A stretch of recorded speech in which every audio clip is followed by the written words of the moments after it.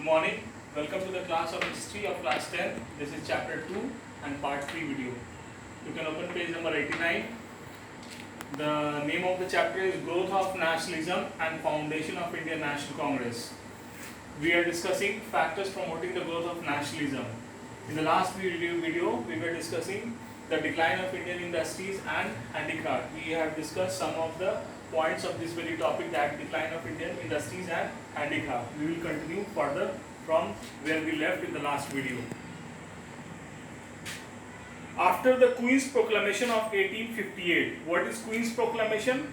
Queen's Proclamation means that proclamation by which the power was transferred from East India Company to the British Crown after the revolt of 1857, right? The government neglected the Indian industries. The delay of Indian industries and the handicraft, the decay of Indian industries and handicraft forced people to turn to agriculture for livelihood, which increased rural unemployment increased. The indigenous industries declined due to two reasons. First, they could not compete with machine-made goods in England. Heavy import duties were imposed on Indian goods entering England and Europe. How was the Indian industry shattered? Why the Indian industry declined? There were two causes. First cause was that they had to compete with the machine-made goods of the England, because at that time industrial revolution was going on, so the machine-made goods were cheaper in price as compared to the handmade goods that were made in India. So when they were brought in Indian market, I mean the goods of the England made in the English made goods were brought to Indian market.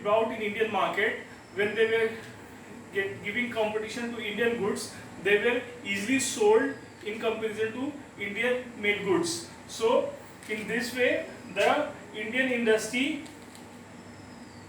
were in a disadvantageous position. And other cause was that the high import duty was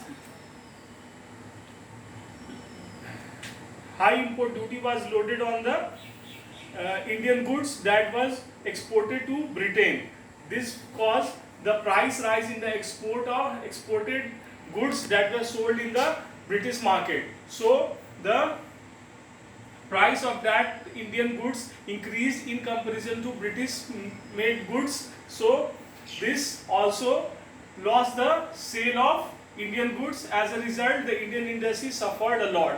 तो in Hindi we can say that कि भारत में निर्मित जो सामान था उसका जो competition था ब्रिटिश मशीन में गुड्स से, उसमें दोनों में जब कंपटीशन हुआ तो Indian goods were costlier because they were made by hands. On the other hands, the British goods were made by machines, so they were cheaper. So when the British goods came to India, तो Indian goods के comparison में British goods were cheaper, so they were easily sold in the market. So this gave a setback to the Indian industry. Second cause, when the Indian goods were exported, heavy duties were imposed on the Indian goods. So this increased the price of Indian goods. As a result, the Indian industry was in a heavy loss. Next, the handicraft industry were in the same condition. The development of railways enabled the British to ruin the traditional industries in villages. The cotton, woolen and silk industry, jute, iron, pottery, paper, glass were the worst hit. The railways further deteriorated the situation of Indian industries. Why? Because it were more easy to transport the British goods to Indian rural market and to take away the raw materials of the decaying Indian industries. So both ways the Indian industries were suffering, as the transportation, the railways made it easier the reach of British goods to the rural market of India. So the competition penetrated at the rural level, right? The decline of princely estates, who were the main customers of Indian handicraft, ruined these industries. Even the princely estates were not left out. they were also covered by these phenomena. The ruin of Indian handicraft led to the ruin of towns and cities which were famous for their manufactured products. Murshidabad, Dhaka, Surat, famous for cotton, textile and silk were laid waste. India now became a colony supplying raw materials for Britain. India was the largest exporter of cotton textile in the world, but now it was the importer of British cotton products and supplier of raw material. So, what happened as a result of decay of handicraft industries and Indian industries? जब Indian industries खत्म हो गई, market में competition में survive नहीं कर पाई, तो as a result Indian industries बंद हो गई.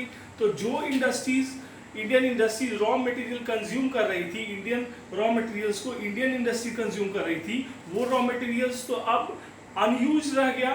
तो वो unused raw materials were now being supplied to the British industries. जो raw materials Indian industries consume कर रही थी, वो तो अब इंडियन इंडस्ट्रीज रही ही नहीं.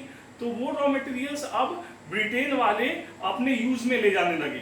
पहले तो इंडियन इंडस्ट्रीज को तोड़ दिए, अब तोड़ने के बाद इसका रॉ मटेरियल अपने इंडस्ट्रीज के यूज में लेने लगे. तो this was the condition that led to make India a supplier of raw materials. इस कारण इंडिया जो था वो सप्लायर ऑफ रॉ मटेरियल्स बन गया, क्योंकि अब तो उसका कंजम्पशन इंडिया में होने से रहा, तो it became the supplier of raw material for the British industries. Right? Next is high expenditure and taxation. This point is over. This first point of this video is over. We have discussed some of the points in the last video. In this video, this is the first one. So, the next point, the high expenditure and taxation. In the mid-19th century, the level of government expenditure was very high. Military expenditure was the largest item of expenditure. Civil expenditure was also very high because European officials in India had to be paid high salaries and railway needed to be expanded. As a result, the nationalist leader demanded Indianization of public services. So, high expenditure and taxation. Why? Because the British officers that were posted in India as a employee of East India Company, they were paid high salaries. They were paid high salaries as compared to the Indian employees.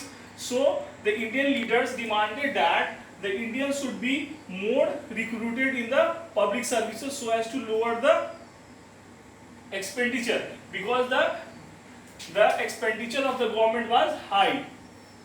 Because the expenditure of the government was high, because the British officers were paid high salaries. British officers को ज़्यादा salary दी जाती थी as compared to the Indian officers. So the Indian leaders demanded that कि ज़्यादा से ज़्यादा Indian officers को recruit किया जाए public services में, right? And then there was other expenditure like expenditure on military and expenditure on expansion of railways. Means the development of infrastructure was another area which required high expenditure. तो ये सारे जो expenditure थे that required huge amount of tax to be collected from India, right? High expenditure means high taxation. High expenditure means high taxation. High expenditure जब खर्च ज़्यादा होगा तो it is quite natural कि tax भी ज़्यादा collect किया जाएगा. तो the government increased land revenue. As a result, land revenue was increased.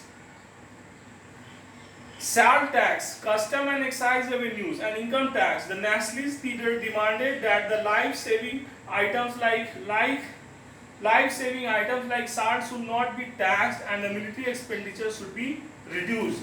So the Indian leaders demanded that the essential items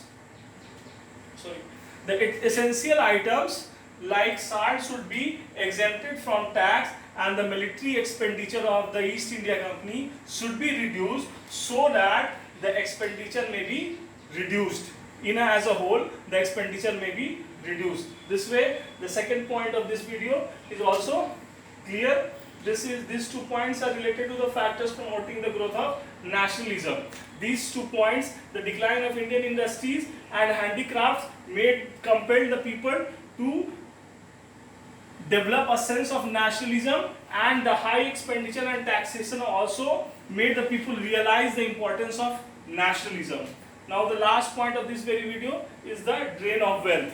I think time is about to complete, so let's conclude this video by these 2 points. That these 2 points are the factors that led to the growth of nationalism. You are very much clear that the declining condition of industries and handicraft made the people unemployed, and in such a condition the only solution was the nationalization, and the nationalization led to the growth of nationalism. The high expenditure and taxation was to be solved through the solution of nationalism, right? In the next video we will be discussing the remaining point, and the first we will discuss in the next video the point, the drain of wealth. Till then, take care and stay safe. Bye.